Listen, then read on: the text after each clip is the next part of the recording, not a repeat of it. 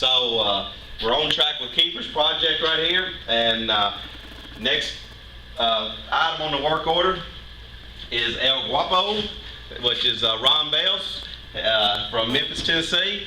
We've got, he came up this weekend, or last week, and he did some work on it. It's got a 351 Windsor in it that's been bored and stroked to a 408.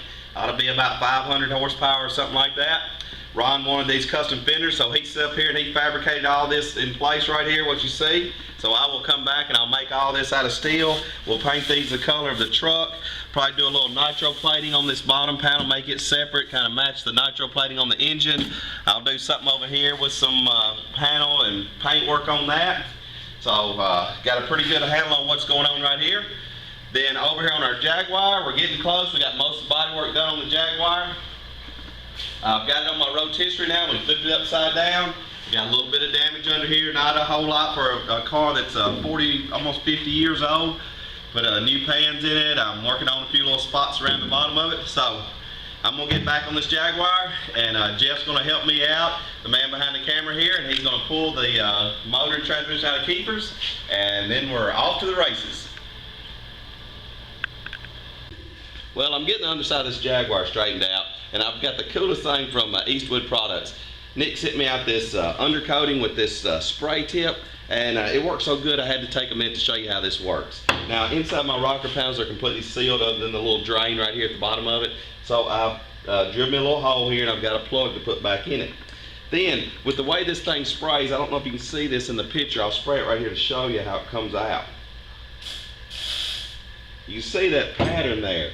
So it's spraying around. So to get deep into this panel, I've got me a little piece of tube I'm gonna slip over this thing. And I'm gonna slip that tube all the way over it. That'll hold that thing out where I need it, out towards the tip here. I've already done the other side. Then I'm gonna insert it all the way in there, and then just start spraying and ease this thing out as I come out. And get it all around in there. I'm gonna pull my tube off, and then just spin it right around that edge, and that works like a champ. So you can see how it come out, and it's sprayed right in the center and sprayed all the way around.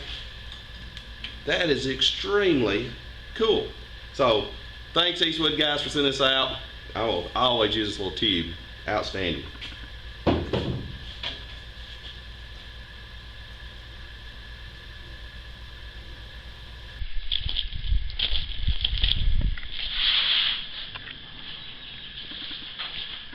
Alright, I'm moving my bonnet out of the way. We made a jig for it to hold it upside down where we've already got all the body work done on the top side of this, and it is slick as glass. So it took a minute or two to make this jig, but I've got it setting up where it's not touching any of the top body work.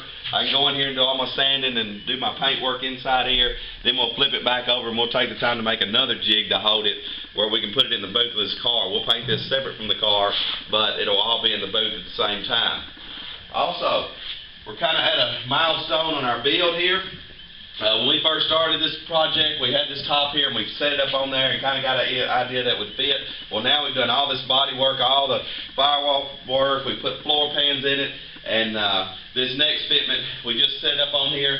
It could go either way. There could have been some kind of movement that make this not fit, or it could go easily as we set it on here and then store it. And that's what happened. We set this up on here, fit like a glove. That means there's no more work to do this. All I got to do is put it up in the top, store it, come back, paint it, recover it. So that is a great part of this project right here. Also, if you notice under both sides of the fender wells, I've got supports under this. Even though I do have it up on this rotisserie, you've always got to support this, because I'm going to be working in here, I'm going to be pushing on it, and I don't want to move this at all. You can come in here also and put some supports in here on this from here to here. But I've got it blocked up to where I'm in good shape right here. Now I'm going to do what I got to do on the pans, and then we'll flip this back over and finish up our body work on the bottom, undercoat it, and then flip it back over, and then it's ready to paint.